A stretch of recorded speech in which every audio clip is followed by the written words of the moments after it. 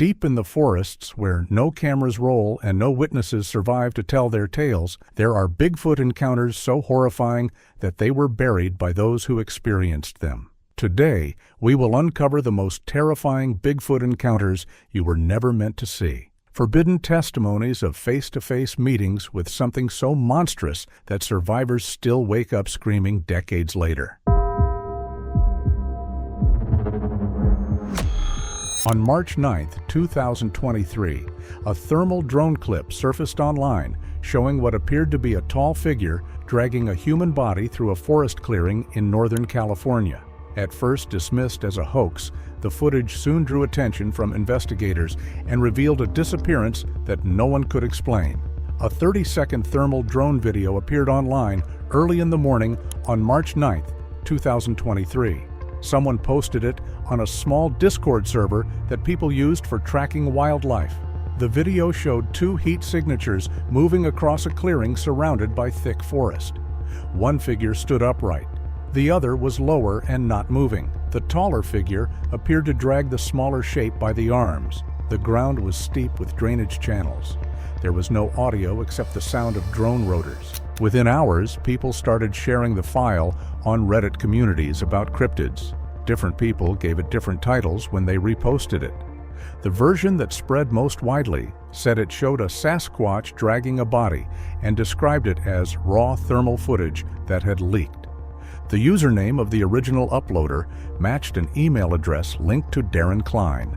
Klein ran a YouTube channel with over 2,000 subscribers. He made videos exposing fake Bigfoot content. He built his audience by recreating viral sightings and explaining how angles, lighting, or costumes could make ordinary footage look strange. His previous videos included ones about debunking sightings in the woods, faking thermal images with heaters, and explaining drone tricks with night vision. People watching assumed this new clip was part of another one of his experiments. The main difference was that he had not uploaded it to his YouTube page. Instead, it came from a file-sharing link in a private Discord chat. The file name was listed as 6riverstest_footage 1.mov. Volunteers from his most recent project used that chat. Darren Klein was 29 years old and lived in Redding, California. He studied media production for 2 years, but left college to work on content creation full-time. His work focused on what he called critical skepticism. He tried to prove that unusual claims could be explained through practical effects. He often worked with small teams of assistants and people who knew about lighting or drones. In February 2023, Klein announced a new series he planned to call Fake the Myth. Each episode would recreate famous cryptid footage using modern equipment like thermal imaging, motion sensors, and drones. He wanted to show how technology could change what evidence looked like.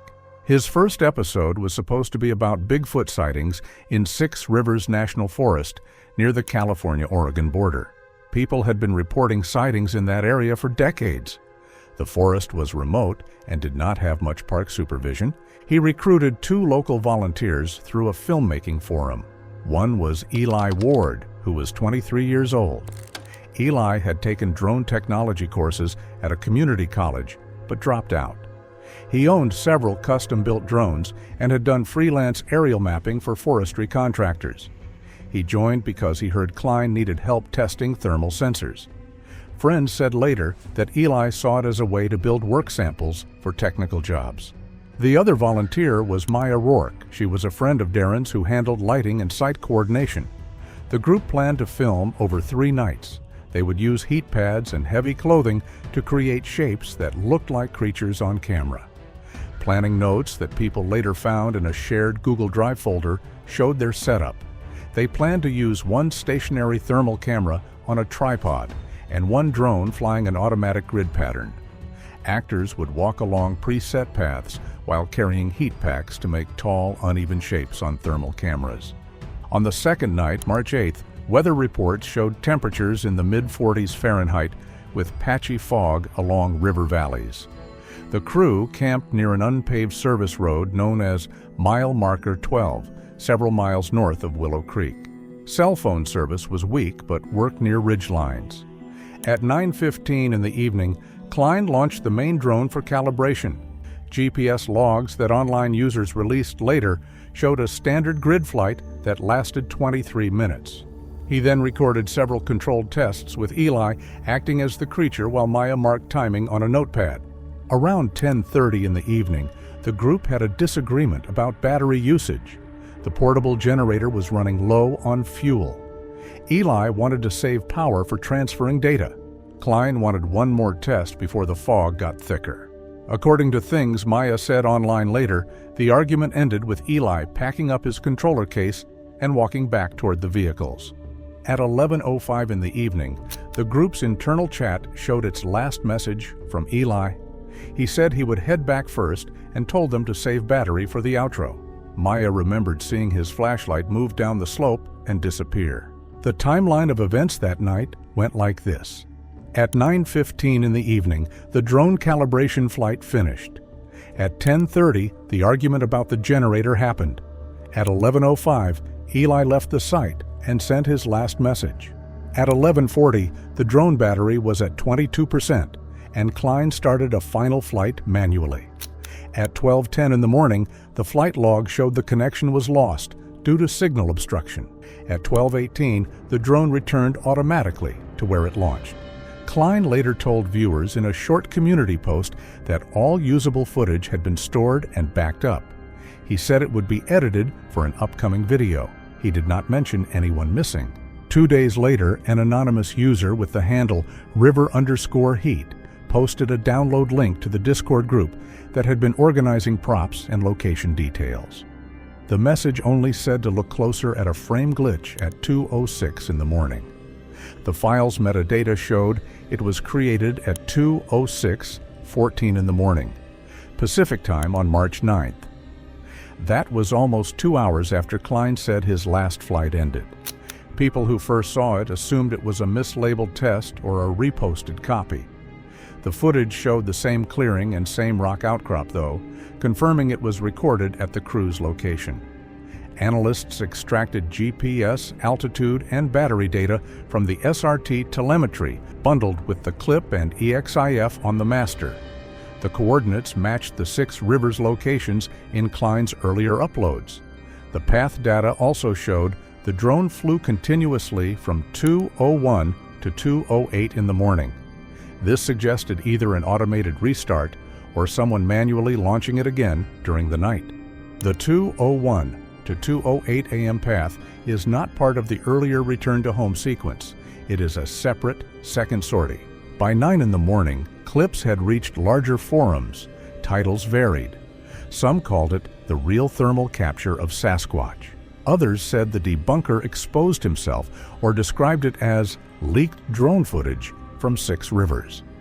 Users examined the video frame by frame. The most discussed timestamp was 2:06:27.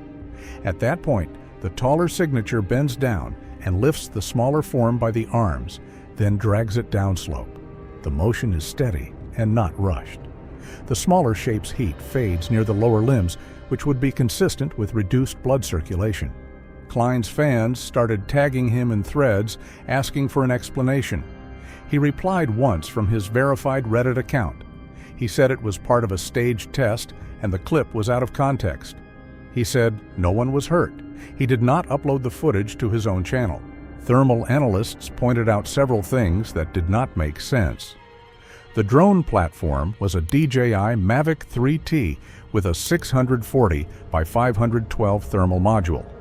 Its logs showed the aircraft could not self-launch from a motion or heat trigger. It needed either a manual command or a queued scheduled mission. Telemetry indicated the 2:01 a.m. flight began roughly 150 yards north of the original launch point. Battery data read as a fresh pack, meaning the system had been repowered and a new battery mounted before takeoff, at odds with Klein's earlier claim that the generator was shut down for the night. In later uploads, viewers noticed a brief light bloom in the upper corner of the frame between 2:05:42 and 2:05:45. It might have been a reflection from the drone's housing. When people increased the contrast, a second moving shape appeared faintly behind the main reflection. The outline appeared broader than a typical human profile, with an irregular thermal signature showing a cooler core and slightly warmer extremities, consistent with dense insulation, fur or layered fabric, plus humidity angle artifacts common in thermal imaging. A comparison that Reddit user OpenXIF posted overlaid known height ratios from Klein's past videos. The smaller heat source measured roughly 5 feet 8 inches when scaled to terrain markers. That height matched Eli Ward within a 2-inch margin. When people contacted Eli through comments, his social media accounts showed no new activity after March 8th. A family member later told a local paper that he had been out on a filming trip and was not back yet. At this point, most viewers still thought the leak was an intentional publicity stunt. Others started compiling a timeline of missing person filings. None mentioned the crew by name during the first week. By March 12th, tech blogs were covering the story. It was described as either a thermal hoax or a crime scene. One asked if the footage was a prank that sparked a real police inquiry. Links to Klein's earlier debunking videos gained thousands of new comments accusing him of making things up or covering something up. Screenshots circulated of private messages between him and moderators. In those messages, he claimed someone had hacked his drive. Image analysis threads kept finding new details. One post compared the heat bloom pattern to that of a large primate, based on limb proportion and stride spacing. Another suggested it could be a man in a ghillie suit carrying an injured partner. No one agreed on what it showed. Local forestry workers later told reporters they had seen a small campsite abandoned near mile marker 12. 2 folding chairs, a tent, and a drain generator battery were there. A half-empty fuel can sit nearby. There were no signs of a struggle, but someone found a controller case with Eli Ward's initials 30 feet from the tent. The discovery brought new attention online. People pointed out that if the drone relaunched automatically, someone would need to be near the equipment to reconnect batteries. If it was manual, either Klein or another person was there at 2 in the morning. Investigators later confirmed that both surviving members of the filming group, Darren Klein and Maya Rourke, were questioned as part of routine procedure. No formal charges were ever filed against either of them, and Rourke later left the project. On March 14th, a higher resolution copy of the footage appeared on YouTube. It included metadata overlays showing exact timestamps, battery level, and GPS readouts. This upload reached thousands of views within 48 hours before being removed for privacy concerns. Copies spread to other platforms. Independent analysts reconstructed the final frame sequence. At 2:06:21 in the morning, an upright heat signature entered the frame from the left. At 2:06:24, a second smaller signature was visible on the ground. At 2:06:27, the upright figure bent down and pulled the smaller body by the arms. At 2:06:33, both signatures moved downslope and the drone altitude ticked upward by about 5 feet, likely a brief obstacle avoid rise or terrain hold fluctuation. At 2:06:38, there was secondary movement behind the main reflection. At 2:06:45, the feed showed a static and lost signal. This sequence became the freeze frame most shared in articles and discussion videos. It was the first public evidence suggesting that the hoax footage might show an actual disappearance rather than a staged scene. Later walkthroughs noted scuffed duff and short parallel tracks downslope from the clearing, subtle but consistent with a body being dragged rather than carried. By the end of that week, nearly every repost had the same title. It said the footage showed a Sasquatch dragging a human body and described it as leaked thermal drone footage. After the high-resolution copy spread across platforms, online communities started analyzing it frame by frame. A Reddit thread became the main place for data review. Members pulled coordinates, flight logs, and temperature gradients using free software available to the public. People cross-referenced the embedded timestamps with Klein's original posts. They discovered the file was created at 2:06 in the morning, nearly 3 hours after the time Klein said filming ended. That difference became the starting point for what viewers began calling the timeline gap. A user named Data Anchor compared the leaked GPS data to the model's standard flight radius. He confirmed that the drone had lifted from a slightly different location, roughly 150 yards north of the original camp. The coordinates matched the ridge overlooking a narrow drainage channel leading to the creek. The metadata also showed a full battery charge and normal system temperature. This meant the drone had been reconnected to power before flight. The battery had not been low or overheating, as Klein said earlier. Within 2 days, a small group of tech-savvy volunteers released a detailed spreadsheet listing all recovered values from the file. One column marked user interaction time contained a hidden string reading 2:01:09 Pacific Time with a note saying manual input detected. It suggested that someone had physically tapped the drone controller or mobile interface at that moment. As the discussion expanded, someone found a missing person alert that had been sent to local rangers on March 15th. It listed Eli Ward, last seen on March 8th near mile marker 12, wearing a gray jacket and hiking boots. That information linked the footage to a real person rather than a simulation. Shortly after, a volunteer surfaced Eli's public Strava activity, auto-synced from his watch. The track and heart rate data run until 1:43 a.m., when both stopped suddenly. Investigators noted the drone's 2:01 a.m. launch occurred roughly 18 minutes after the watch data stopped. When both data sets were put on a graph, the path of Eli's last recorded movement ran parallel to the drone's flight coordinates for roughly 6 minutes before both signals ended at nearly the same GPS point. That alignment convinced many that Eli had still been in the area when the drone relaunched. No one could explain how the aircraft powered on or why its route matched a person's final recorded steps. Attention shifted to the Mavic 3T's behavior on the ground. Technicians noted its sensors can wake displays or prompt a pre-flight screen if powered and jostled, but they do not command liftoff.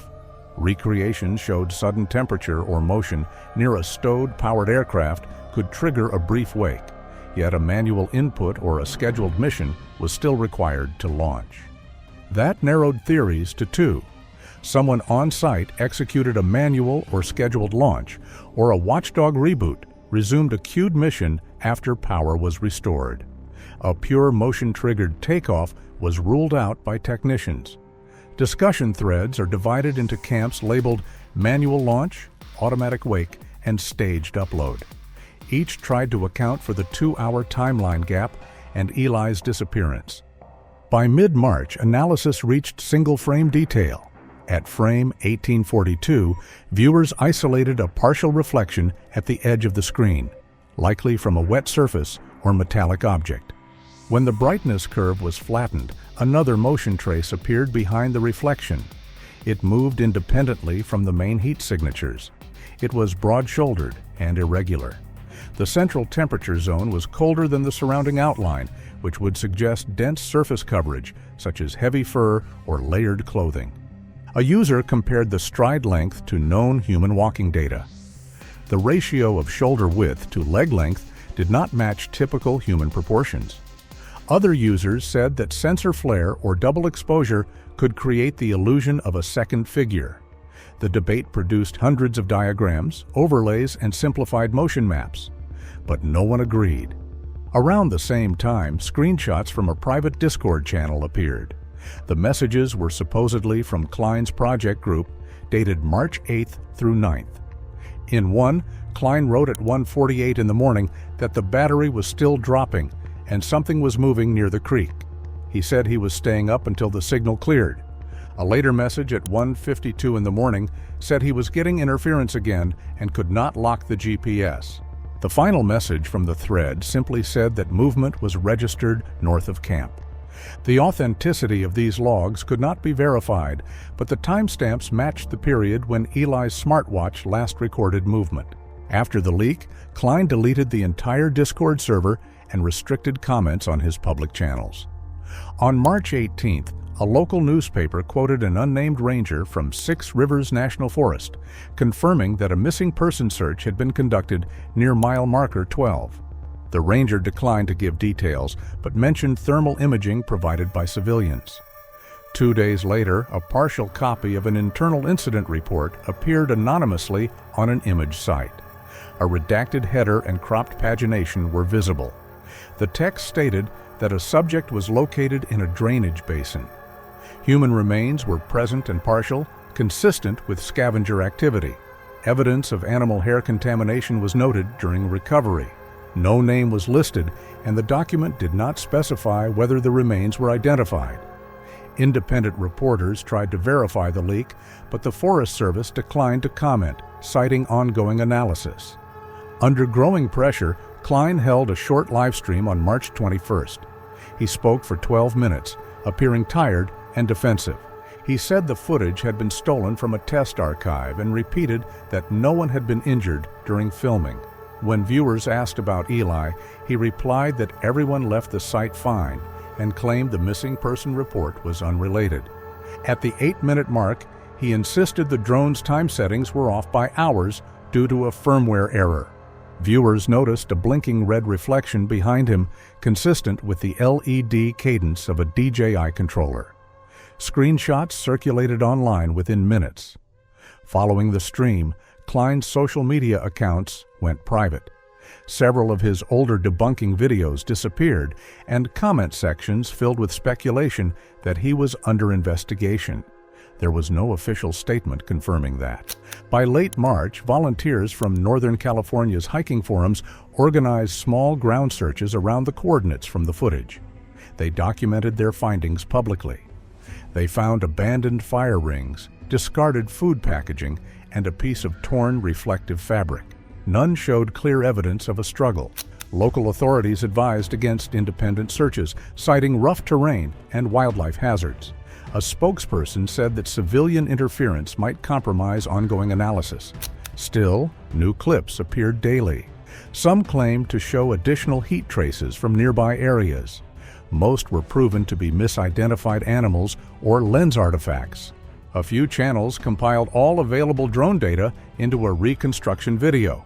They plotted every coordinate, battery level, and temperature reading into a 3D terrain model. The path showed the drone descending twice toward the creek before its final loss of signal. Each descent lined up with brief signal spikes in Eli's smartwatch log.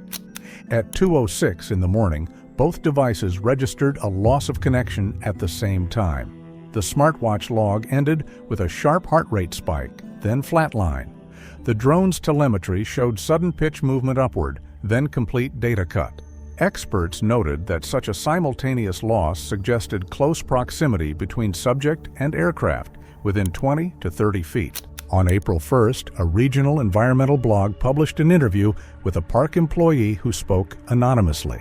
He described internal briefings, warning staff to avoid speculation about unverified biological evidence. He mentioned that some of the sample bags from the recovery site were marked as hair, non-human, pending lab classification. The same source said the samples were later transferred to a state laboratory in Sacramento, but no results had been released. Officials again declined comment, only confirming that environmental samples were under standard review. By April 5th, online focus moved from analyzing the footage to questioning why no formal statement had been issued. Discussion threads compared the case to past viral mysteries, where authorities held back results while waiting for confirmation. Others noticed that search results for the Six Rivers drone leak began disappearing from many platforms due to copyright or privacy claims filed by Klein. Several mirror sites archived everything before the takedown. The case now existed mostly through re-uploads, Reddit posts, and investigative compilations. Meanwhile, former viewers of Klein's debunking content expressed divided opinions. Some said he had been framed or hacked. Others believed he had captured something real and was pressured to take it back. On April 9th, a short live broadcast appeared on an unverified channel. The stream lasted less than 5 minutes. Klein, seated in a dim room, stated that he would not discuss Six Rivers again. He added that all project files had been transferred for review and that people should stop editing things they did not understand. Before ending the stream, he looked off camera and asked someone to kill the feed. Viewers heard a faint rotor whine in the background, possibly a fan or a drone powering up, before the screen went black. That was his last known public appearance. By mid-April, no additional footage appeared. The official missing person record for Eli Ward remained open but inactive. Online researchers continued to update their compilations, noting that every available data source, including video, GPS, and smartwatch logs, ended within seconds of one another. To date, no conclusive explanation has been released for the sequence captured on the drone or for the presence of multiple heat signatures in the final seconds of the recording. By May 2023, the official search in Six Rivers National Forest had ended. The missing person case for Eli Ward was marked as inactive. Ward was presumed deceased. No public announcement named any suspect or identified remains. Local papers printed short updates, each citing insufficient evidence to confirm the cause of death. The Ward family declined interviews. Neighbors in Redding told reporters the family had moved out of state. A short statement posted through a friend's account asked for privacy and requested that online speculation stop out of respect. No new information came from the Forest Service. Requests for the internal report were denied under exemption clauses for active analysis. A spokesperson from the county sheriff's office said that physical material was still being evaluated, but no results were ever published. By early summer, the Six Rivers drone story was no longer covered by known outlets. What remained existed mostly and was limited in archived forum threads, video compilations, and mirrors of the original upload. The leaked clip itself continued to reappear under new titles every few weeks. Each version claimed to be the original. Some were cropped, some colorized, and others slowed or stabilized. Viewers studying the footage often argued about subtle differences between versions. In some, the reflection at frame 1842 seemed brighter. In others, the secondary motion appeared later by a fraction of a second. Analysts who compared compression patterns concluded that nearly all copies were re-encoded and degraded multiple times. This made it impossible to confirm what the untouched file looked like. A small community of independent researchers kept trying to verify the timeline. They built online maps combining public GPS data, ranger reports, and local weather readings. The most detailed compilation was hosted by a small group. They logged every digital event connected to the case. This included the drone launch, the smartwatch heartbeat, and the final server ping from Klein's deleted account. The graph showed all three lines ending within 8 seconds of one another. In late May, a local outdoor magazine published an interview with two hikers who had recently visited the mile marker 12 area. They described intermittent signal loss and battery drain in a narrow section of the ridge. One said his thermal monocular briefly failed to register returns for several seconds, a cold gap likely caused by fog humidity, sensor non-uniformity correction, or angle-to-surface effects. Park officials later said environmental interference could cause similar readings in damp conditions. During the same week, screenshots circulated of a short clip posted to a forgotten side channel. The video lasted 18 seconds. It showed a computer monitor displaying thermal static. White noise patterns moved across a black screen. At the 5-second mark, a faint heat silhouette appeared for 2 frames before fading. Then the image pixelated and cut to black. No sound accompanied the recording. The upload date was April 28th, 19 days after Klein's final live stream. The account was deleted less than an hour after the clip went up. Online users debated whether the upload was genuine. Some said it matched his past equipment layout. Others thought it was a fabrication made to extend interest in the story. No verification ever followed. By June, search teams had stopped returning to the area. Seasonal growth had covered most of the old campsites. Only small items remained in rangers' evidence storage.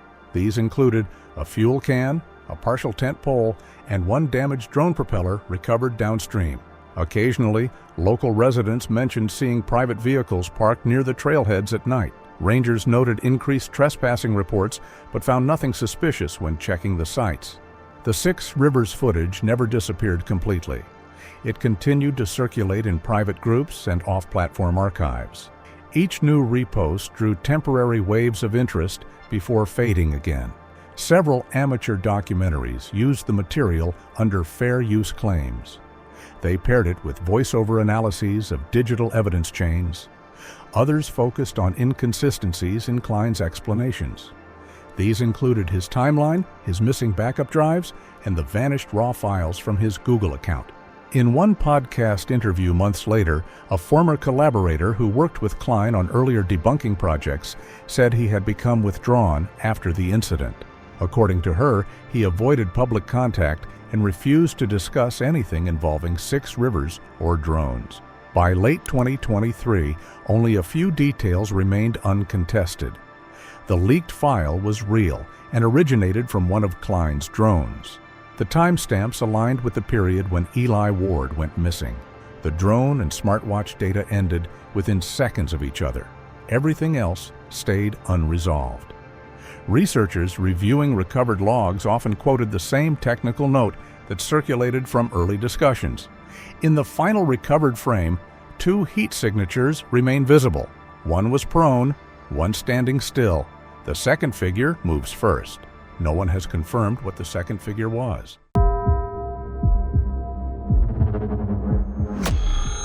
On October 15, 2023, Jessica was driving alone toward the Mount Baker area, roughly 90 miles northeast of Seattle. Her destination was a remote section of the Mount Baker Snoqualmie National Forest, where she had been commissioned to investigate what her editor diplomatically called unusual wildlife reports. The dashcam footage begins with Jessica adjusting her rearview mirror and checking her equipment one final time before departing.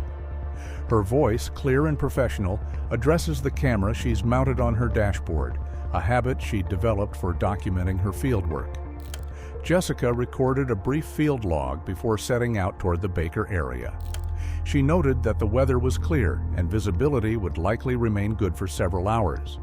Her gear list included a telephoto lens, trail cameras, and enough provisions to stay out for up to 3 days if necessary. Before starting the drive, she paused, looking over a folder of ranger reports on the passenger seat. The documents described a series of unexplained incidents in the region: damaged equipment at research camps and large footprints discovered near survey sites that matched no known species native to the North Cascades. Jessica had never been drawn to cryptozoology. Her training made her skeptical of anything lacking empirical support. Yet these reports were hard to dismiss.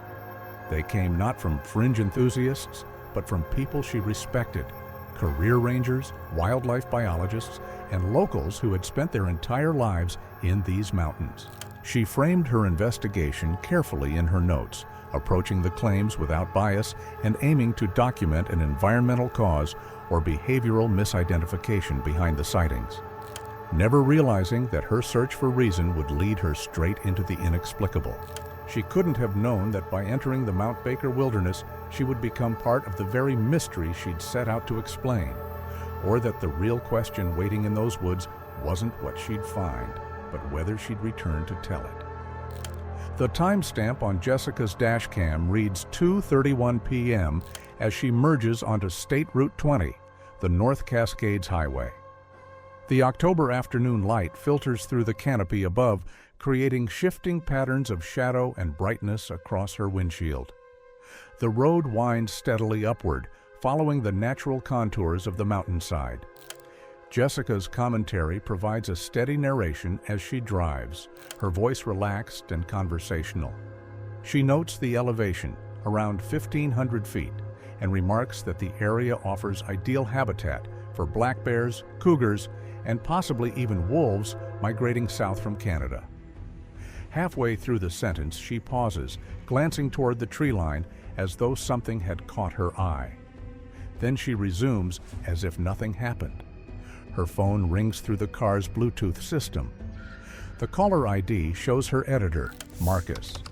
He's checking in before she heads too far into the backcountry, reminding her that she could bring assistance if she wanted. Jessica assures him she's fine, confident in her decade of experience handling difficult chutes and unpredictable terrain. Marcus doesn't sound reassured. He explains that local rangers have been filing unusual reports for months: equipment destroyed, campsites torn apart, and several hikers describing confrontations with something they couldn't identify. As he lists the incidents, Jessica's expression hardens, her attention shifting fully from the road to the implications of what he's saying. He describes witness accounts of a large, upright figure estimated at 7 to 8 feet tall, displaying aggressive, territorial behavior. One hiker claimed it hurled rocks from a distance. Another said it followed her through the forest for miles. There's a long silence between Marcus's words and Jessica's reply. She suggests that some of the reports might be attributed to misidentified primates, or maybe black bears, noting how they sometimes stand upright to survey their surroundings. Marcus concedes the point, but reminds her that the patterns don't align. Bears don't stalk people, and they certainly don't throw rocks with deliberate aim. Their conversation continues for several minutes as Marcus outlines more details from ranger logs. Outside the windshield, the dash cam records the deepening wilderness, the trees growing thicker and older, the road narrowing, and the distant peaks appearing through breaks in the forest, already powdered with early snow. At 2:47 p.m., Jessica notices the first anomaly. The radio begins to hiss with interference as she drives, filling the cabin with bursts of static broken by faint, low-frequency sounds that almost seem biological, like distant breathing or slow, rhythmic movement filtered through static. Marcus remains on the line, suggesting it's probably atmospheric interference caused by her elevation and distance from major transmitters, though there's an audible hesitation in his tone. Jessica continues adjusting the dial, scanning through frequencies. Most yield only static, but every so often she catches flickers of distant signals. Country music out of Spokane, a Vancouver news broadcast, fragments of Seattle talk radio. Later, aerial search records revealed that pilots who joined the search a week after her disappearance reported hearing that same radio static. She tells Marcus she'll check in again once she reaches the base camp area, estimating about an hour's drive remaining. He advises her to stay alert and to rely on instinct if anything feels wrong. When the call ends, Jessica is left with only the engine's hum and the intermittent crackle of the radio. The interference grows sharper, then fades entirely. She switches off the stereo, preferring the ambient rhythm of the forest, the whine of wind between trees, the muted percussion of gravel beneath her tires.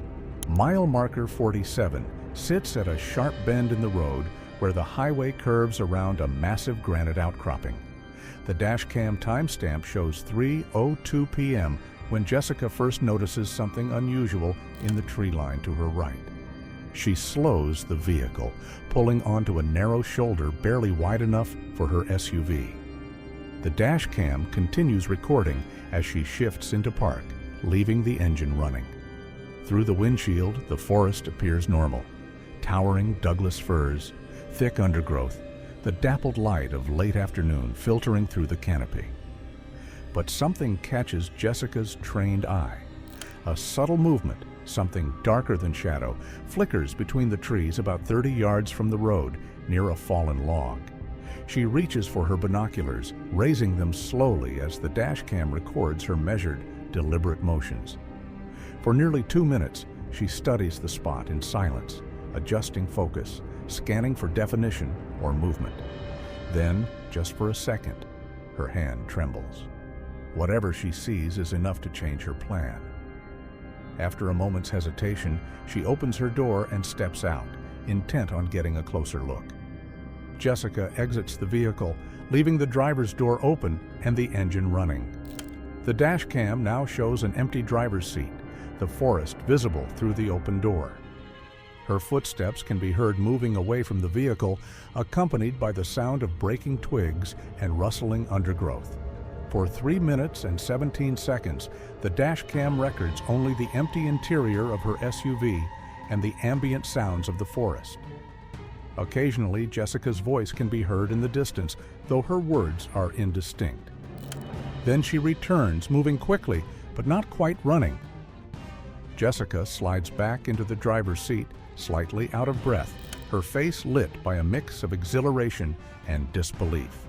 She fumbles for her handheld camera, a professional-grade device she keeps for close documentation, and begins reviewing the images she's just taken. The dash cam records her reaction as she scrolls through the shots, pausing on one in particular, a massive footprint pressed deep into the soft earth beside a creek bed. Her notes, spoken aloud for the recording, are calm but precise. The print measures roughly 18 inches in length and 7 inches across at the ball of the foot, with 5 clear toe impressions. The depth indicates an extraordinary weight, possibly 400 pounds or more. The stride length between prints, about 4.5 feet, suggests a bipedal creature, standing 7 to 8 feet tall. Jessica studies the image again, her analytical instincts competing with a growing sense of awe. In the reflection of the window beside her, the forest seems to shift, branches moving where no wind should be. This is exactly the type of evidence she came for: quantifiable, photographic, and verifiable. Yet as she steadies her breathing, it's clear she's also likely realizing the weight of what such evidence might mean. Whatever left those prints wasn't human, and it wasn't far ahead. She makes a decision that, in hindsight, might have saved her life, at least temporarily. The dash cam records her calmly stating her plan.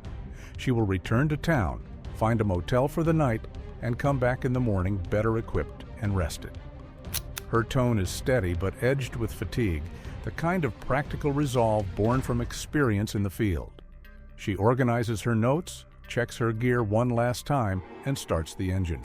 The dash cam captures her 3-point turn at the junction, the logging road disappearing behind them as she heads back down the mountain. The timestamp reads 4:15 p.m. as Jessica's SUV disappears around a bend in the road, heading back towards civilization. But watching the footage now, one can't help but ask, did something in those woods watch her leave? The dash cam timestamp reads 7:23 a.m., October 16th, 2023, as Jessica's SUV once again approaches the junction with Forest Service Road 3071. Jessica begins her second day of field work with a calm, methodical tone, her voice steady as she narrates to the dash cam. She notes that she has brought 3 trail cameras, motion sensors, audio recording equipment, and enough supplies for 2 days if needed. As she turns left onto the logging road, the smooth asphalt of the main highway gives way to rough gravel and dirt, and the dash cam begins to shake with the rhythm of each pothole. Consulting her GPS, Jessica remarks that the road runs about 12 miles into the national forest, and that most of the documented incidents took place between miles 4 and 8, a stretch the locals call Devil's Backbone Ridge. Her tone stays light, but there's a faint pause before she says the name, like she's only now realizing its weight. Driving deeper into the wilderness, the dash cam captures the gradual transformation of the landscape. The managed forest near the highway gives way to old-growth timber, massive trees that have stood for centuries, their trunks so wide that 3 people holding hands couldn't encircle them. The undergrowth becomes denser, more primitive. At 7:47 a.m., Jessica's radio begins to experience the same interference she encountered the previous day. This time, however, the static is harsher, louder, more rhythmic, and seemingly intentional in its fluctuation. She remarks that the same issue has returned, but that it's noticeably stronger today. She cycles through multiple stations, searching for a clear signal. All she finds are fragments of distant broadcasts buried beneath the static, snatches of music, and clipped words. The low-frequency pulses rise and fall with an irregular cadence. At mile marker 4, Jessica encounters her first major obstacle. A large tree has fallen across the road, its massive trunk blocking any direct passage. The scene forces her to slow and assess. Thanks to decades of old logging work, she spots a narrow bypass road running parallel to the main path and carefully guides her vehicle along it. As she does, she comments on the tree's condition. The break appears fresh, clean, and without evidence of disease or decay. Something had to bring it down recently. Something strong. The dash cam records Jessica leaning toward the passenger window to examine the fallen tree. The trunk, nearly 4 feet in diameter, shows no clear reason for its collapse. Its exposed roots appear healthy, strong, and anchored deeply in the soil, suggesting that whatever caused the fall wasn't natural decay or weather. It would require enormous force to tear it from the ground. As she drives farther up the logging road, the terrain shifts. The neatly managed timber gives way to dense, untouched forest, a stretch of wilderness that likely hasn't seen human passage in months. The timestamp on the dash cam reads 8:15 a.m. when Jessica reaches mile 6, the section known as Devil's Backbone Ridge. Consulting her notes, she remarks that this is where most of the recent incidents have been reported.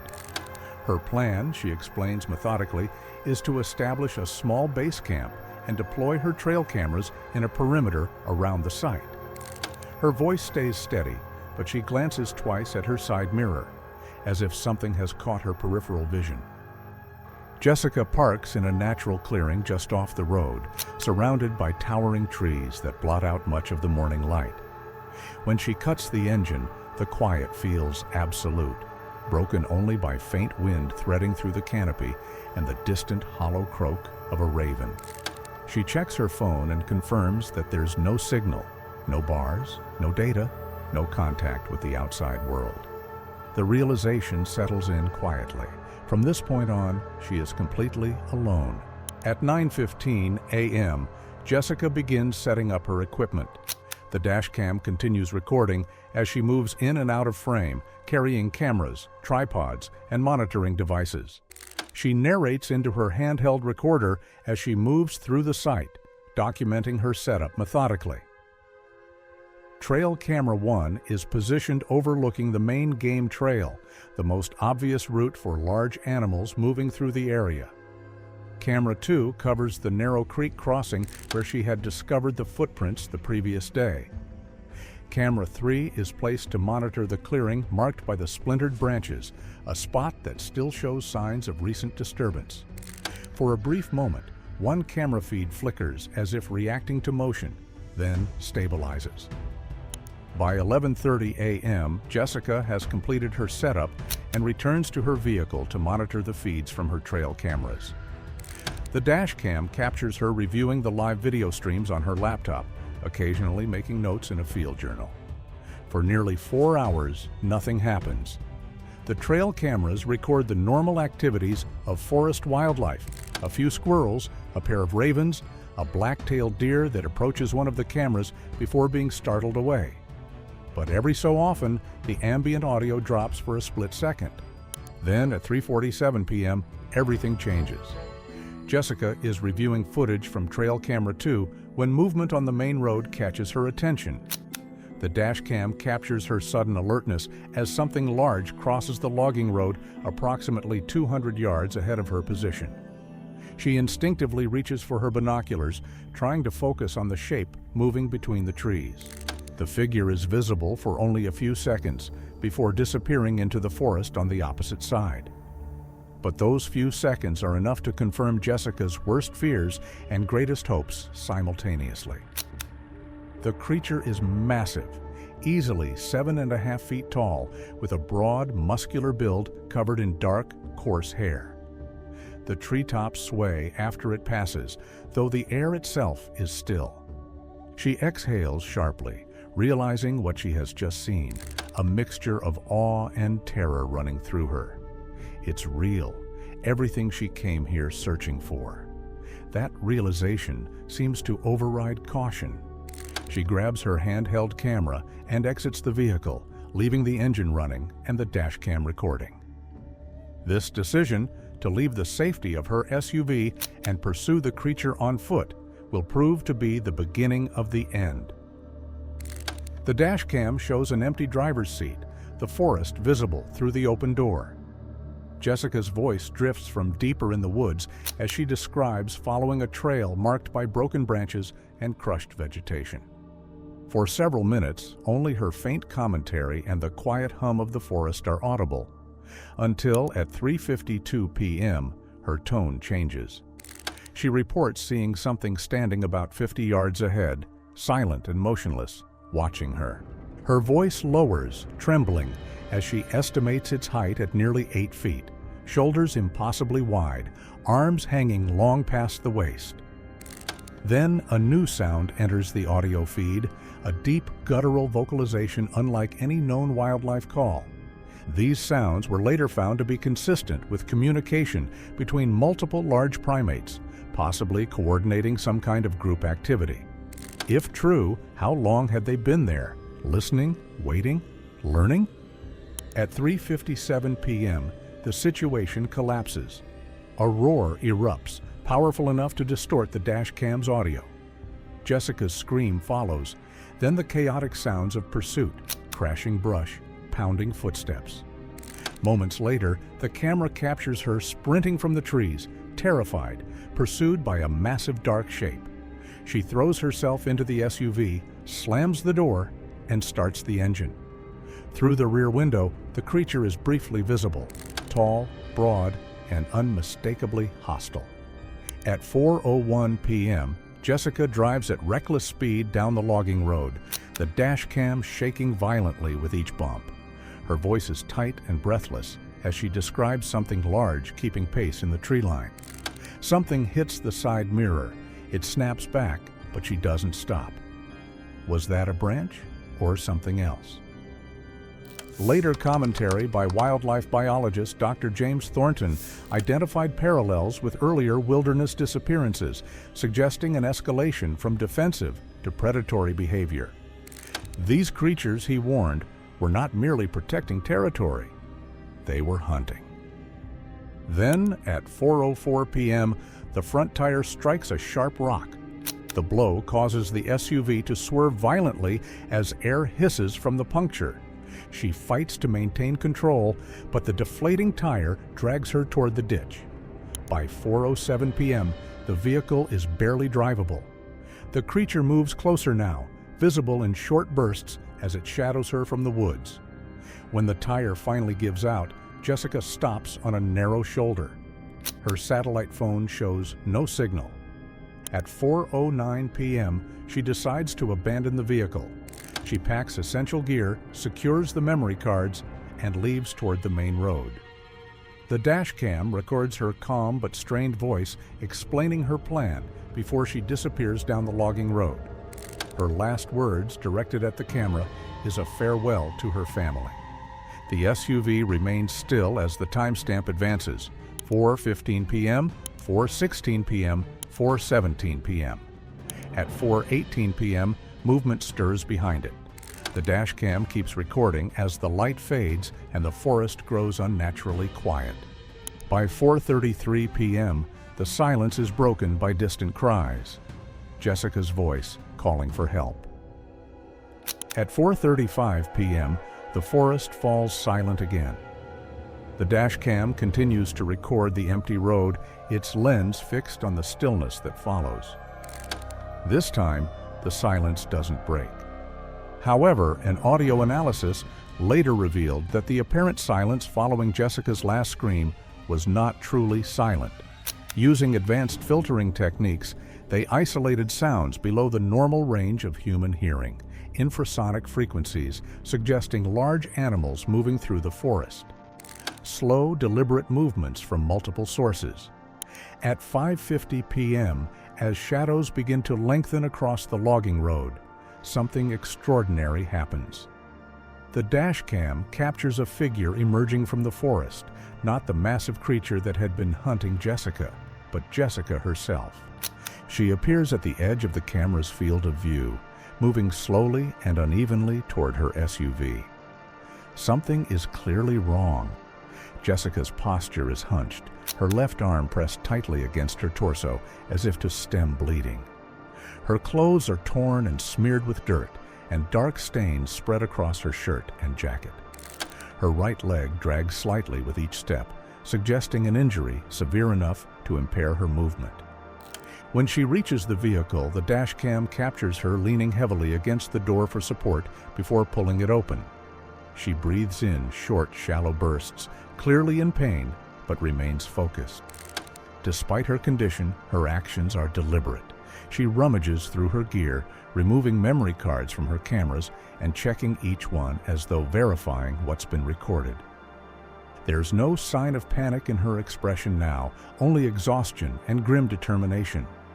Her face is pale, streaked with dirt and blood, and her hands shake from either pain or shock. Still, she continues working, hiding 3 memory cards in specific places around the SUV. One taped under the dashboard, another wedged behind the spare tire, and a third inside the first aid kit. The fourth containing the most recent footage she keeps with her handheld camera. At 5:54 p.m., Jessica speaks for the last time. Her voice is weak but steady as she says that someone needs to know what's happening here. Someone has to understand. She closes the SUV door, steadies herself against it for a moment, then turns toward the forest once more. Limping heavily, she disappears into the trees, leaving the dash cam recording the empty clearing behind her. A low, distant thud follows a few seconds later, something heavy hitting the ground. Then silence again.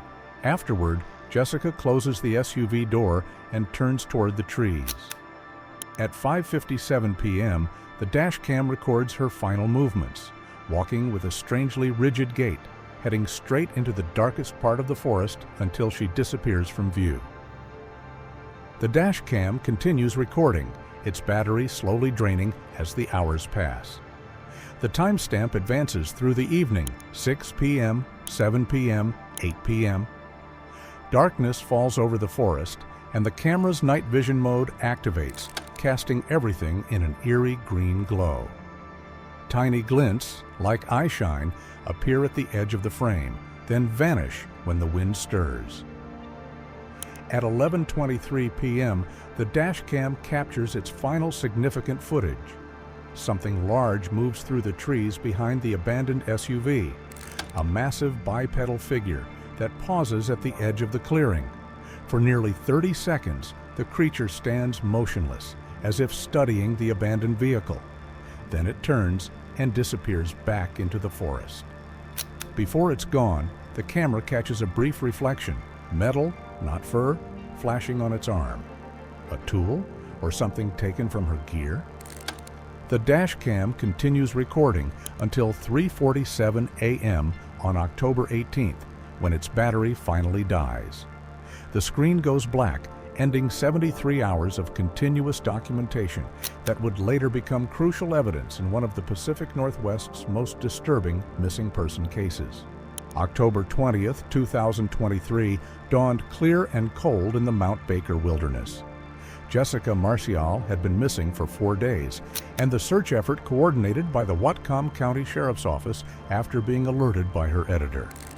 The search teams had been working systematically through the area where Jessica's cell phone had last pinged a tower, but the rugged terrain and dense forest made progress slow and dangerous. It was volunteer searcher Mike Rodriguez, a local hunting guide familiar with the logging roads, who finally located Jessica's abandoned SUV. Rodriguez immediately contacted the sheriff's office using his satellite radio, and within 2 hours, the abandoned SUV was surrounded by investigators and search teams. The dash cam was still in place, its battery dead, but its memory card intact. Jessica's professional camera equipment was present and undamaged. Her personal belongings, wallet, identification, spare clothes, were all accounted for. They also found 3 memory cards containing additional footage and photographs. The contents of these memory cards would provide the most disturbing evidence yet of what Jessica encountered in the Mount Baker wilderness. The 3 cards recovered from her SUV contained 14 hours of footage and nearly 800 photographs, all of which were immediately secured for analysis. Dr. Patricia Hendricks, a cryptozoologist at the University of Washington, concluded that Jessica had documented multiple unknown primate-like creatures, highly intelligent, social, and coordinated. Footage showed at least 3 individuals, the largest around 8.5 feet tall, communicating through gestures and organized vocal patterns. Their movements suggested deliberate hunting strategy and environmental manipulation far beyond known primate behavior. When the footage was leaked to several online archives in early 2024, reaction was swift and polarized. Cryptid researchers hailed it as the most significant evidence of non-human primates in North America. Others, including prominent wildlife biologists and visual effects analysts, accused the leak of being part of a viral campaign, though no production company has ever claimed responsibility. Critics from a film review board noted the rawness of the footage: unsteady framing, ambient noise, no apparent cuts, and questioned how a hoax could sustain such realism without post-production. A forensic imaging report found no signs of digital manipulation, though it stopped short of confirming authenticity. For 6 days, the search teams immediately expanded their efforts, using Jessica's SUV as a base of operations. Search dogs were brought in to try to track her scent, but the results were confusing and contradictory. The handlers exchanged uneasy looks. How could one scent split 3 ways? The dogs picked up Jessica's scent, leading away from the vehicle in multiple directions. But the trails didn't make sense. They would start strong, then fade completely, then reappear hundreds of yards away with no connecting path. It was like she had been carried through the air between scent points. The helicopter searches proved equally frustrating. Despite covering over 200 square miles of wilderness, the aerial teams found no trace of Jessica or any signs of her passage through the forest. After 2 weeks of intensive searching, the official search and rescue operation was suspended. However, federal teams still continue covert operations, searching for the concealed settlement seen in Jessica's footage. No official statement has been made, but at night, hikers along the mountain's edge still report the same low-frequency hum captured on her final recording.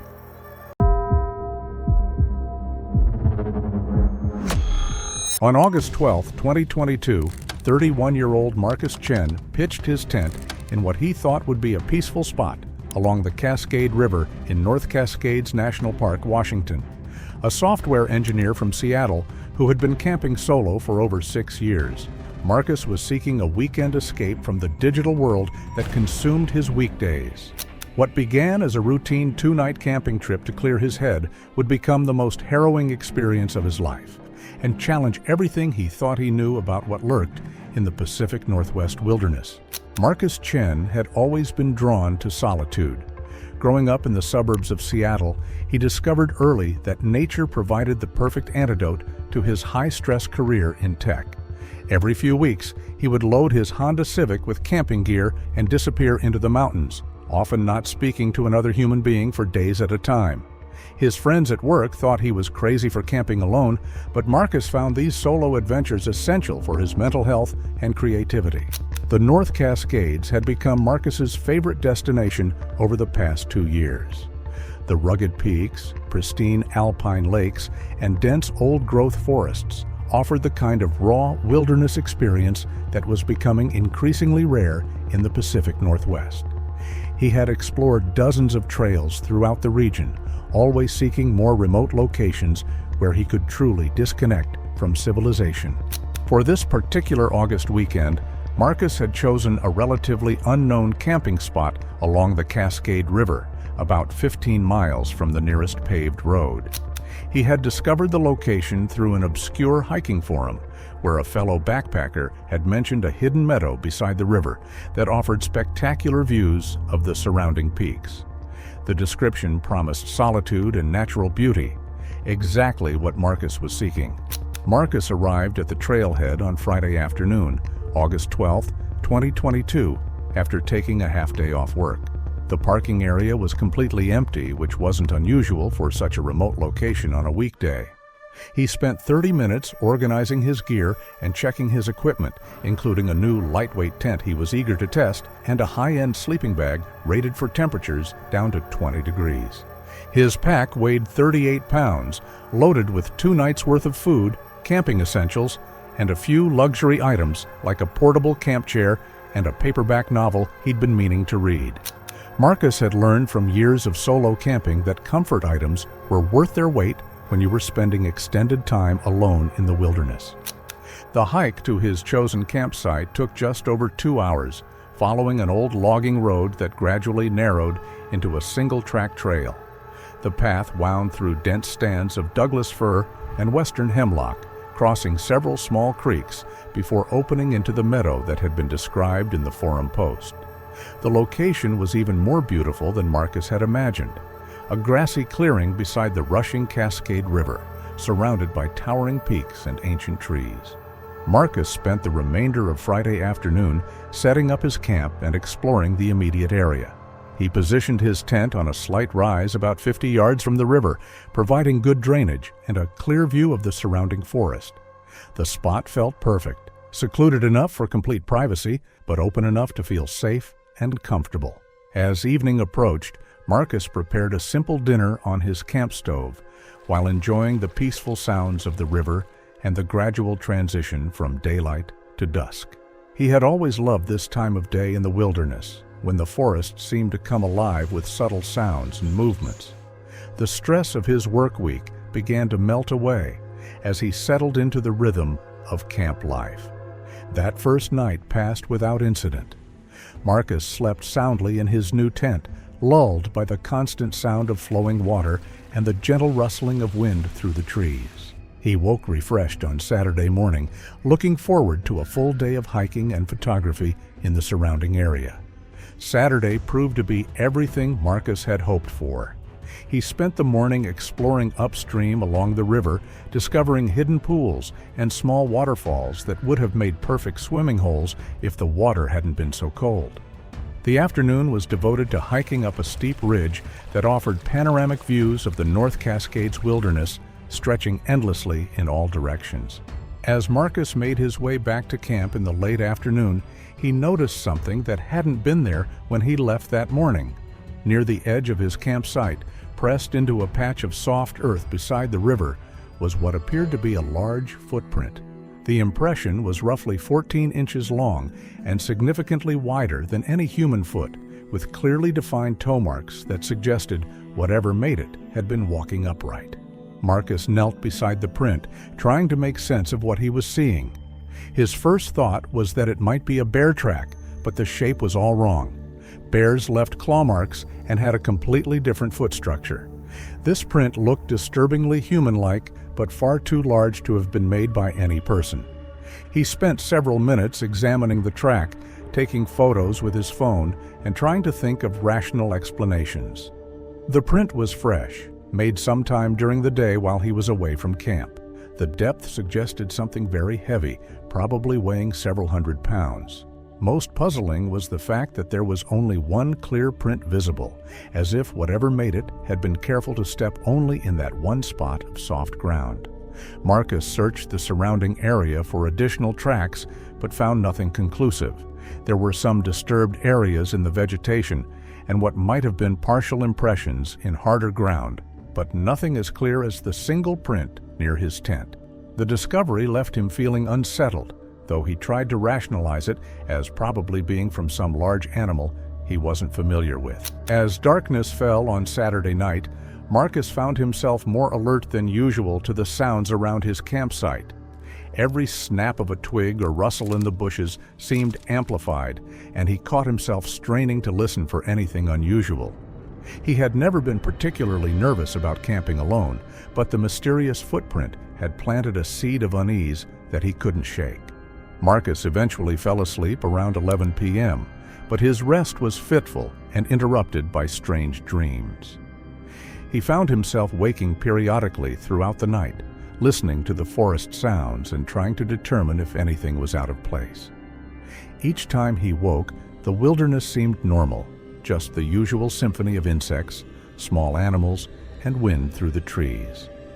It was during one of these periods of light sleep, sometime around 3:30 a.m., that Marcus became aware of something moving near his tent. At first, he thought he might be dreaming, but the sounds were too distinct and too close to be imagination. Heavy footsteps were circling his campsite, moving with deliberate slowness as if trying not to make noise. Marcus lay perfectly still in his sleeping bag, his heart beginning to race as he realized this was no dream. Something large was walking around his tent, staying just far enough away to remain hidden in the darkness, but close enough that he could hear every footfall. The steps had a rhythm that suggested bipedal movement, not the four-legged gait of a bear or other large animal. For nearly 10 minutes, Marcus listened to the creature moving around his campsite. The footsteps would pause occasionally, as if whatever was out there was studying his tent or listening for signs of movement inside.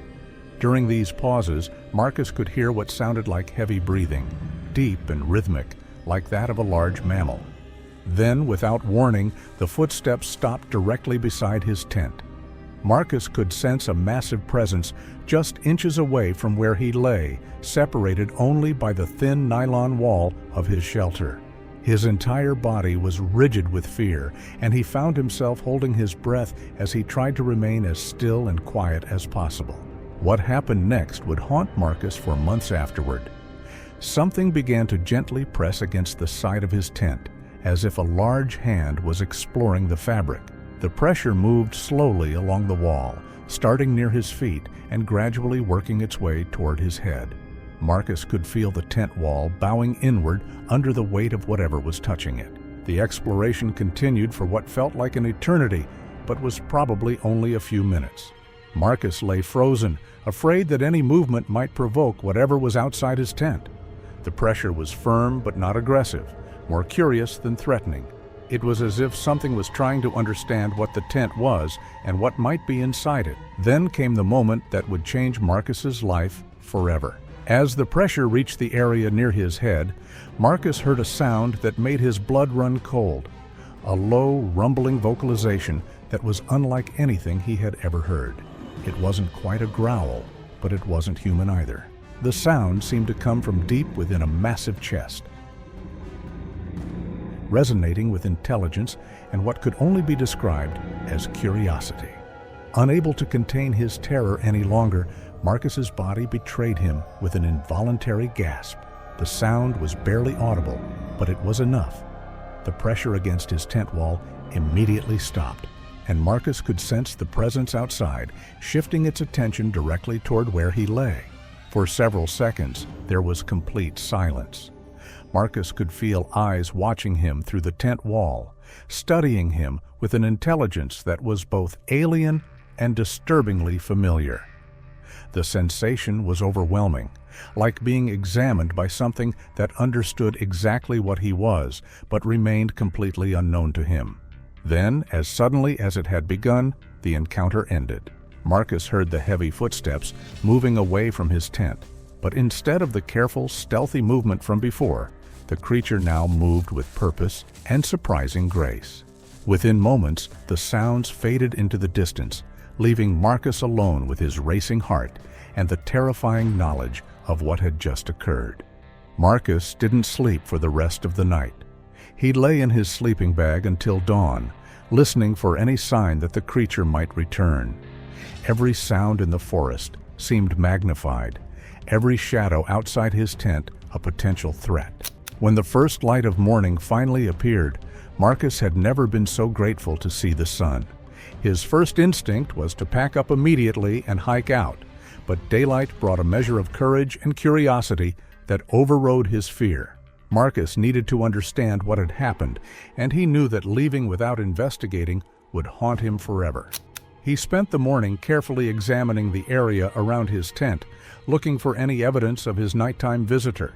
What he found exceeded his worst fears and wildest expectations.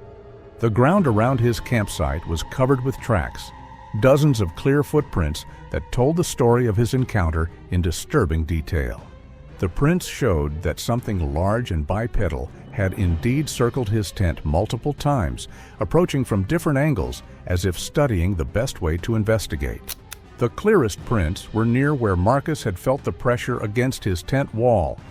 These impressions showed remarkable detail: individual toe marks, what appeared to be dermal ridges, and pressure patterns that indicated a creature of immense weight and size. Most unsettling was the depth and clarity of the prints, which suggested that whatever made them had been moving very slowly and deliberately. Marcus spent over an hour documenting the tracks with his phone camera, taking measurements and trying to create a record of what he had experienced. The prints varied in size, but averaged around 15 inches in length and 7 inches in width. The stride length suggested something much taller than a human, but walking upright like one. As he studied the evidence, Marcus began to realize the full implications of what had occurred. This wasn't a case of mistaken identity or an overactive imagination. Something unknown and intelligent had visited his campsite, examined his tent, and demonstrated a level of curiosity and restraint that was both fascinating and terrifying. The decision to stay for his planned second night was one of the most difficult Marcus had ever made. Every rational part of his mind screamed at him to pack up and leave immediately, but his curiosity and a strange sense that he had been chosen for this experience kept him rooted to the spot. He spent Sunday hiking in the surrounding area, but his mind kept returning to the events of the previous night and the possibility that they might be repeated.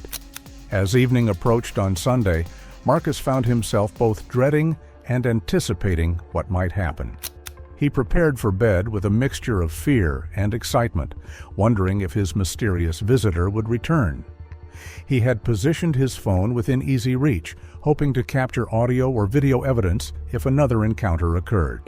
Sunday night passed without incident, much to Marcus's relief and slight disappointment. He slept better than he had expected, though he remained alert to every sound throughout the night. When morning came, he found no new tracks around his campsite, suggesting that whatever had visited him on Saturday night had moved on or lost interest. Marcus packed up his camp on Monday morning with mixed emotions. Part of him was relieved to be leaving the site of such a terrifying experience, but another part felt like he was walking away from the most significant event of his life. The drive back to Seattle gave him time to process what had happened and decide what to do with his incredible story. His first instinct was to keep the experience to himself. Marcus knew that telling people about his encounter would likely result in skepticism, ridicule, or worse. His career in tech required a reputation for rational thinking and logical problem-solving. Claiming to have been visited by Bigfoot would not enhance his professional standing, but the evidence was too compelling to ignore. Marcus had dozens of clear photographs of the footprints, and the memory of his encounter was burned into his consciousness with perfect clarity. He began researching similar experiences online, discovering a vast community of people who had reported comparable encounters throughout the Pacific Northwest. Dr. Sarah Mitchell, a wildlife biologist at the University of Washington who had been quietly studying Bigfoot reports for over a decade, became Marcus's first contact in the scientific community. She had seen countless hoaxes and misidentifications, but Marcus's photographs and detailed account impressed her with their consistency and credibility. Dr. Mitchell explained that Marcus's experience fit a pattern she had been documenting for years. Encounters that suggested these creatures were not only real, but possessed a level of intelligence and curiosity that mainstream science was reluctant to acknowledge. The gentle, exploratory nature of Marcus's encounter was particularly significant, as it suggested behavior that was investigative rather than aggressive. The analysis of Marcus's footprint photographs revealed details that would be nearly impossible to fabricate. The print showed anatomical features consistent with a large bipedal primate, including pressure patterns that indicated how weight was distributed during walking. Most compelling were the dermal ridges visible in several of the clearest prints, details that would require sophisticated knowledge of primate anatomy to fake convincingly. Marcus's story began to spread through the cryptozoology community, attracting attention from researchers around the world. His account was notable not just for the physical evidence he had collected, but for the intimate nature of his encounter.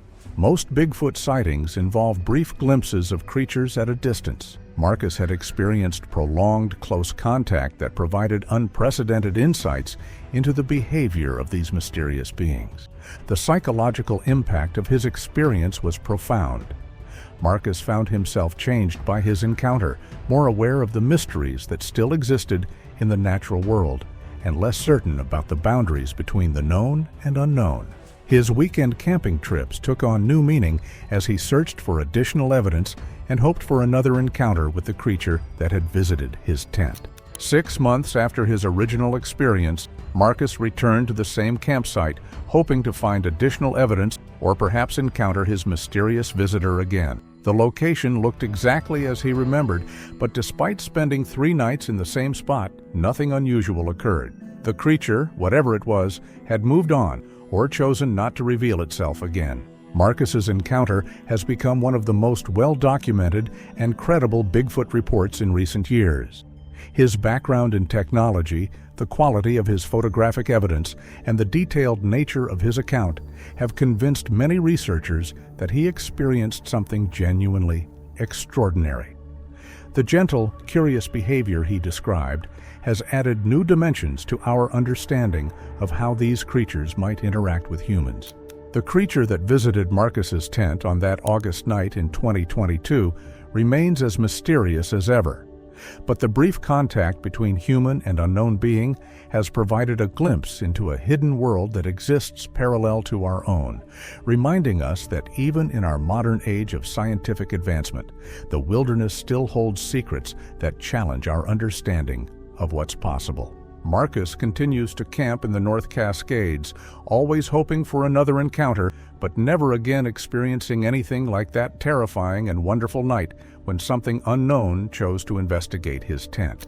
His story serves as a reminder that sometimes the most profound experiences come not from seeking them out, but from remaining open to the extraordinary encounters that await those brave enough to venture alone into the wild places where mystery still lives.